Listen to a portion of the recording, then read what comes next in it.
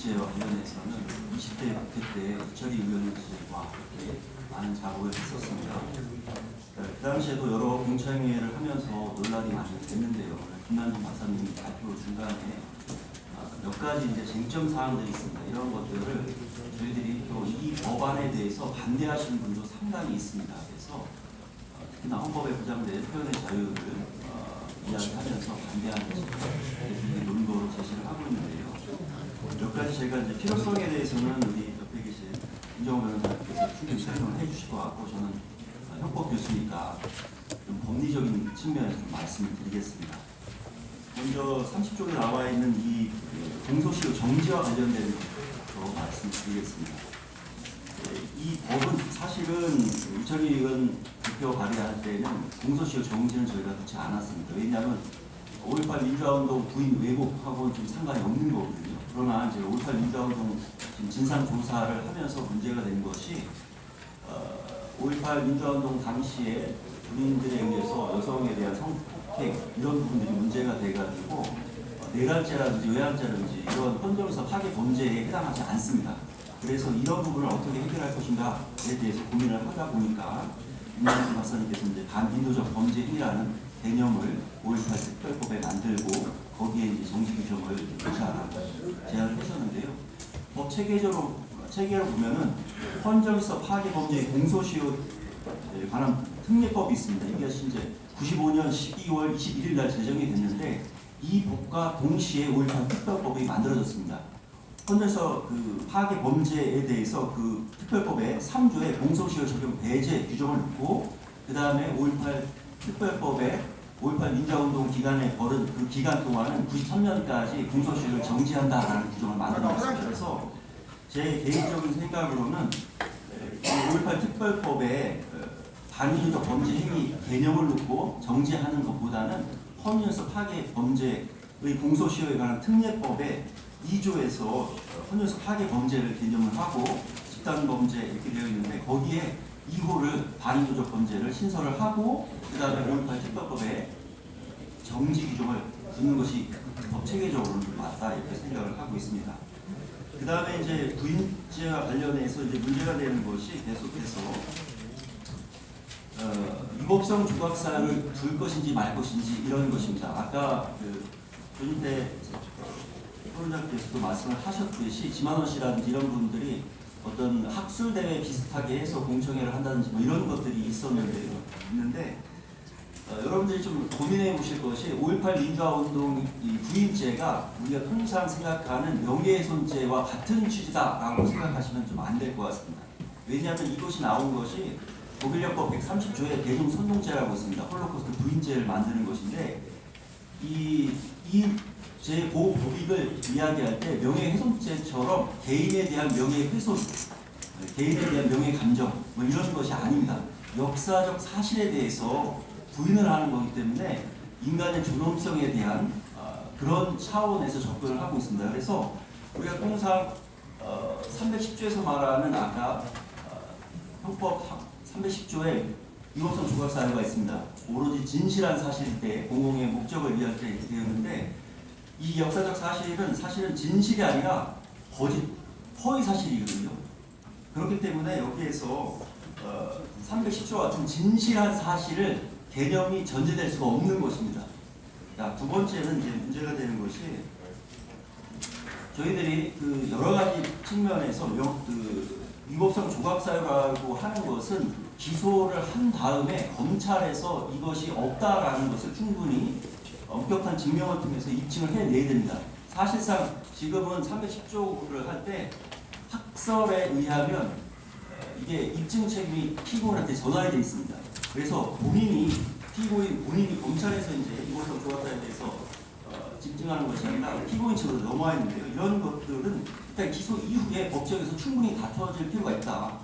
그렇게 해서 거기에 대해서 약간의 우리가 이제 표현의 자유를 기소 단계에서 재판에서 다툼을 해서 하는 게 낫지, 그런 위법성 조각 사유 없이 계속해서 그냥 처벌 규정만 들었을 때는 굉장히 많은 반발이 있을 것 같습니다. 연이어서 그 간이사 불벌죄 규정을 이제 두어야겠다 이렇게 말씀을 하셨어요. 근데 간이사 불벌죄 명예훼손죄에서 사실적시라든지 뭐 이런 것들인데 이것은 아까 제가 말씀드렸듯이 명예훼손죄가 아니거든요. 역사적 사실에 대해서 5.18 민주화운동에 참여했던 분들에 대한 어떤 명예 감정, 전체적인 어떤 역사적 진실을 부인하는 이런 것들에 대해서 금지하는 취지이기 때문에 피해자 개인한테 이것을 맡길 수가 없습니다. 예를 들어서 지만원 씨가 자기 홈페이지에다가 시스템인가 뭐 거기다가 이제 홈페이지에 명예훼손 김대중 내란에 의한 것이다 뭐 이런 취지의 글을 썼는데 최종적으로 대법원에서 무죄 선고가 됐습니다. 왜냐하면 그 당시 한 것이 이제 집단 표시에 의한 명예훼손이라고 해가지고 특정이 돼야 됩니다. 그러니까 5.18 민주화 운동을 부인할 때 명예훼손이라고 접근을 하게 되면은 과연 5.18 민주화 운동 부상자라든지 유가족이라든지 이런 개인에 대해서 특정이 안 되면 이것으로 처벌할 수가 없습니다. 그런 취지에서 고려를 해보면은 반의사 불벌죄라고 하는 것은 지금 어떤 보호법이라든지 명예훼손죄와 관련이 좀 부차적으로 보호를 할 수 있는 측면이 있기 때문에 저 개인적으로는 좀 반의사 불벌죄는 좀 불필요한 것이 아닌가 이런 생각을 하고 있습니다. 연이어서 아까 조진태 우리 선생님께서 말씀하신 26쪽에 외국 행위를 제공한 매체와 매체를 통해 금전적 후원을 할 경우 어떻게 할 것인가 이런 문제가 있습니다. 자, 여기에 대해서는 아마도 5.18 민주화운동 그 왜곡죄가 통과가 되면 충분히 형법상 방조죄라는 것이 있습니다. 방조범으로 충분히 무효이 가능하다라고 생각을 하고 있습니다. 그 다음에 행위와 관련해서 부인, 비방, 왜곡, 날조 행위 금지 이외에 모욕과 폄훼를 유차라고 지금 하고 계신데요. 모욕과 폄훼라고 하는 것은 굉장히 포괄적인 것입니다. 형법상 모욕죄가 있는데 이 모욕죄는 사실은 재판에 가서도 법원에 가서도 모욕이 되는지 안 되는지가 잘 판단을 하기가 어렵습니다.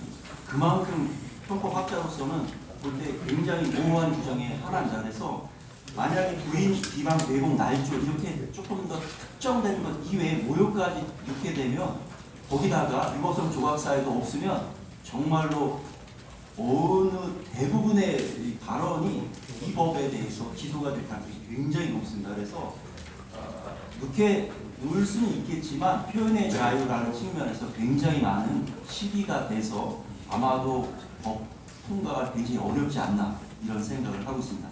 예, 두서없이 말씀드렸습니다. 네, 김재현 교수님 수고 많으셨습니다. 두 분이 많은 부분에서는 공통점을 가지고 있으면서도 예를 들어서 반인도적 범죄에 대한 필요성, 또 저희 공소시효 정지에서는 두 분의 견해가 같은데 이 형법상의 표현의 자유와 관련된 위법성 조각사유에 대해서는 또 의견이 좀 다르신 김남진 교수와는 또 다르신 그런 의견이 있습니다. 김남진 교수께서는 반의사 부벌죄가 필요하다는 의견이고 김재윤 교수님은 위법성 조각사유가 반영되는 게 필요하다는 의견을 주셨습니다. 마지막으로 우리 김종옥 변호사께서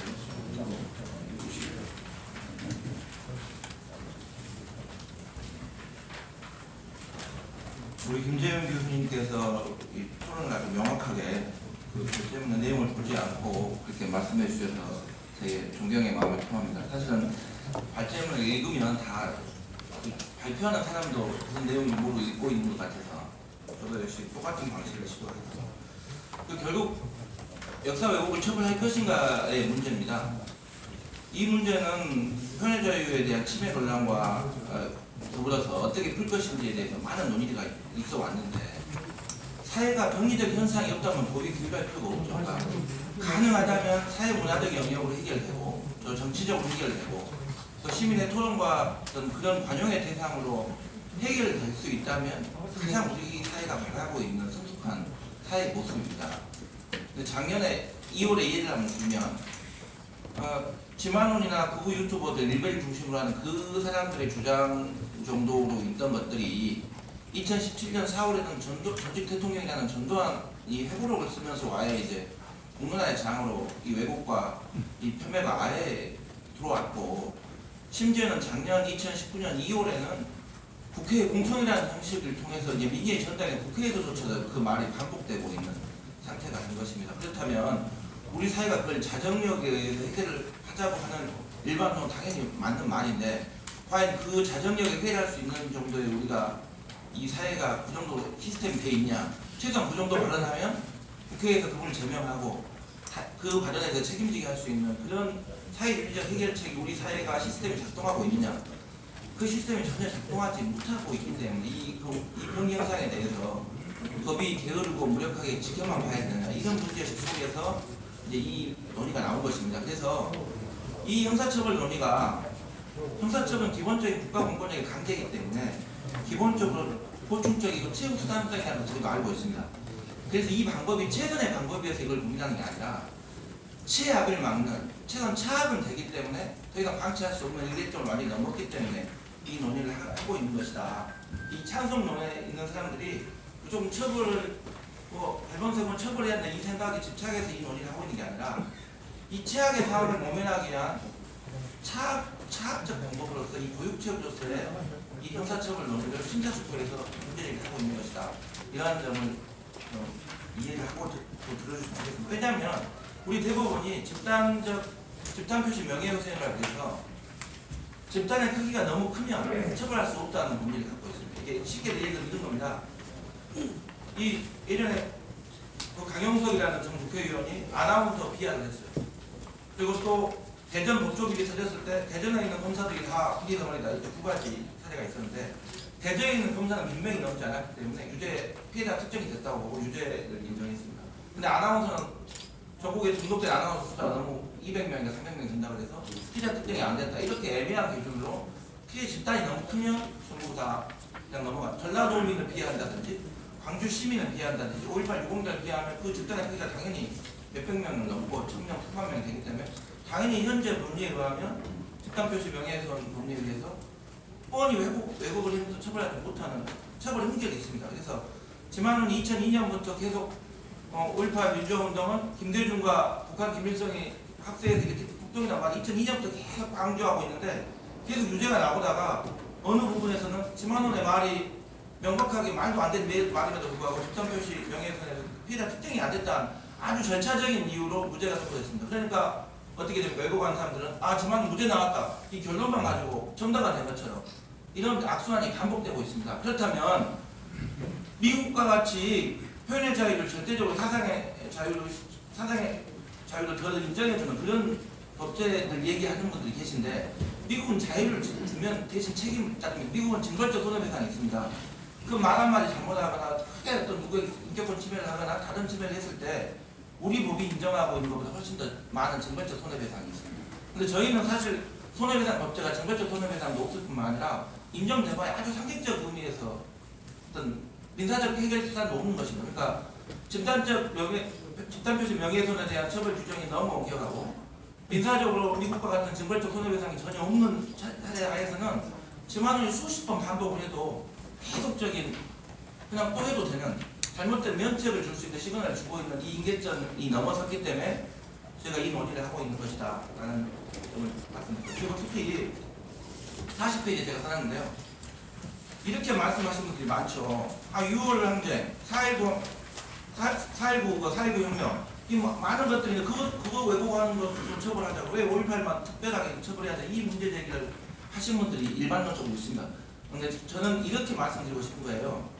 단순히 역사적 진실에 반하기 때문에 처벌하자. 이 반진실 논거 하나만 가지고 이걸 처벌했다는 게 아닙니다. 5.18은 나머지 5가지 논거가 응축되어 있는 좀 전에 경북대 한상현 교수는 색깔론과 악의적 지역주의가 유일하게 있는 2가지를 언급했지만 저는 5가지가 다 있거든요. 그 5가지는 숙명여대 홍성수 교수도 이 부분 주장을 여러 번 하셨는데 이 5가지 이겁니다. 첫 번째는 진실을 반하다는 겁니다. 당연히 5.18에 북한군이 개입한 적이 없는데 개입했다고 말도 안 되는 그런 계속적인 허위를 하고 있기 때문에 진실을 반하다는 거, 반진실 논거고 두 번째는 5.18 민주화운동에 대한 왜곡을 처벌하겠다는 것은 국가가 무고한 시민을 학살한 국가폭력의 대표적인 반인도적 범죄입니다. 다시는 반복되어서는 안 된 인간 존엄성에 반하는 이 범죄를 이걸 오히려 조롱하거나 이렇게 해서 다시 그것들을 끌어내려고 한다면 나치의 홀로코스트 학살과 똑같다는 것이니까 인간 존엄성 논거가 두 번째 논거가 되겠습니다. 세 번째 논거는 이 현재 이 지역주요 강하게 연동되어 있다고 봅니다. 올해 뿌리 깊은 호남에 대한 비하 속에서 함께 있기 때문에 5.18 유공자와 호남이라고 하는 소수자에 대한 뿌리 깊은 그런 기하가 들어있습니다. 사회적 혐오 표현의 대표적인 이 표현입니다. 또 네 번째는 이 피해자들이 현존하고 있을 뿐만 아니라 현재도 계속 모욕당하고 있고 과거의 문제가 아니라 현재 진행형인 그 모욕이라는 그 폄하라는 것입니다. 그래서 이 다섯 가지 진실농고, 인간 존엄농고, 소수자 차별농고, 피해자 농고, 현재성의 농고가 다 들어있는 유일한 사안이 5.18 민주화운동이나 왜곡이라는 것입니다. 60 항쟁이나 4.19 혁명에 대해서는 이 다섯 가지에 해당되는 그런 왜곡이 없습니다.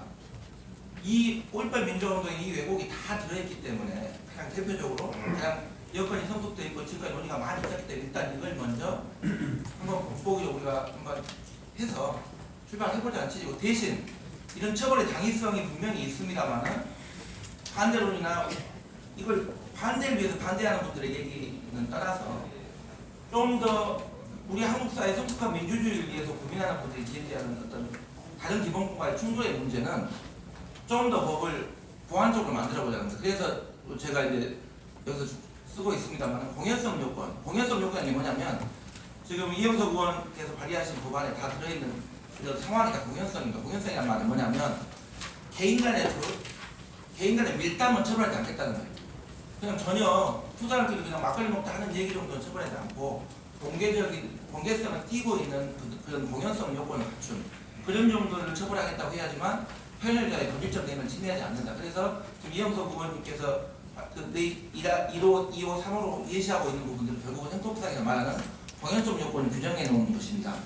그 요건을 두고 있다면 이 상인 간의 밀담을 처벌하지 않겠다는 것이고, 두 번째는 저는 이법적 조합사유는 반드시 있어야 한다고 생각합니다. 왜냐하면 독일형법에서도 130조에서 국민선동죄로서 이걸 처벌하고 있으면서도 130조 6항에 위법성 조합사유를 두고 있습니다. 그 이유는 뭐냐면 당연히 어떤 표현도 걸려서 그 사람의 의도나 어떤 배경에 따라서는 학술적 목적이나 소도적 목적이라면 걸려낼 수 있다고 생각합니다. 우리가 지만원의 표현, 시발에 나가서 지만원 정도의 국가공 베이스는 어디서 말한다를 어떻게 위법성 조합사유가 해당하겠습니까?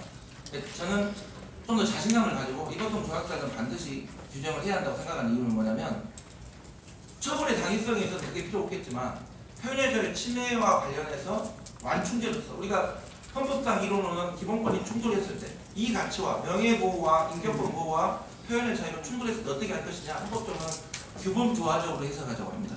규범조화적으로 해석할 때는 완충제가 되는 위법성 조각사유라고 생각하기 때문에 국회에서 보다 많은 의원들의 찬성과 그 협조를 구하기 위해 또 중립지역에 있는 많은 국민들에게서 호소하는 측면에 있어서도 위법성 조각사유는 독일형법과 같은 비슷한 방식으로 규정하면 좋겠다는 인식을 갖고 있습니다.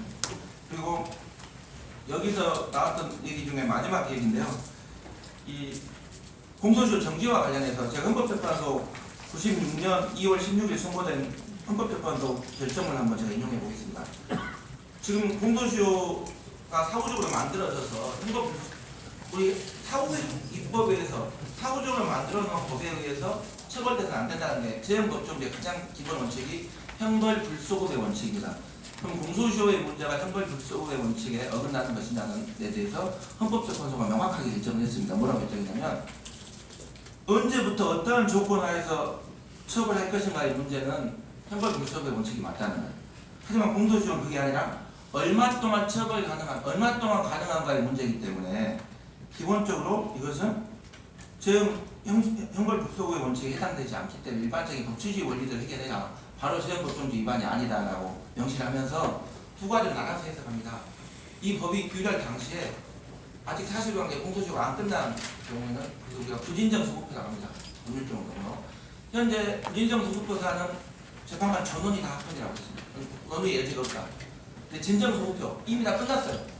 이미 공소시효가 다 완성된 사안은 다시 처벌하려고 하는 경우도 예외적으로 사회정의나 진정한 사회통합을 추구하고자 하는 공익적 요구가 너무 크고, 반대로 개인의 어떤 신뢰 보호를 침해하는 그냥 사회적 요구보다 훨씬 월등히 공익적 요구가 큰 경우에는 가능하다는 합헌 결정을 내렸습니다. 그러면서 7.1 반민족 행위자 재산 기속 사건에서도 5.18 특별법 사건의 문제를 개정해서 7.1 반민족 행위자가 자기 재산이 소부 입법을 통해서 몰수한다는 예상은 가능하고 그것에 대한 신뢰는 약한데 많아요. 사회 정의를 세우고 진정한 사회 통합을 추구하는 공익적 목적은 너무 크다. 그렇기 때문에 헌법 위반이 아니다라고 결정을 했었습니다. 2009년에. 이러한 결정들이 있기 때문에 지금 여기서 공소시효를 정지하고 있는 규정들은 이미 헌법적으로는 헌재 결정이라면 가능하다. 다만 김재현 교수님 주장처럼 헌정질서 파괴 범죄에다 규정을 하고 5.18 특별법에는 인용하는 방식이 더 좋을 거냐, 아니면 김남진 교수님 주장처럼 여기다 직접 규정하는 게 좋을 거냐. 법 체계적으로는 저는 헌정질서 파괴 범죄가 공소시효에 대한 일반적 규정이기 때문에 거기에는 헌정질서 파괴 범죄 그리고 집단 살해 이 두 가지만 규정되어 있거든요. 근데 거기에다가 반인도 범죄를 규정하고 그걸 인용하는 방식이 체계적으로 더 낫지 않을까 하는 생각을 하고 있습니다.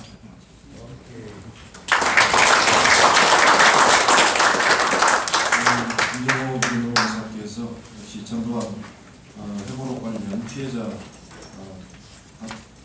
측 변호사답게 여러 가지 내용을 명확하게 정리를 내려주셨습니다. 역사회고 인계점이 닿았기 때문에 형사처벌 최소한의 제재 수단 역사회고 처벌 반드시 필요하다 말씀해 주셨고, 반진실 논거를 비롯한 5가지 논거에 의해서 5.18 역사회고 처벌을 반드시 필요하다. 또 특히 유법성 종합사유는 반드시 필요하고, 대신 진정수기 표현에서도 여러 가지 공익을 해하게 되면은 시효정지가 가능하기 때문에 이런 부분이 필요하다. 발표를 해주셨습니다. 토론해 주셨습니다. 여기까지 이제 우리 김남진 박사님의 발제 그리고 세 분의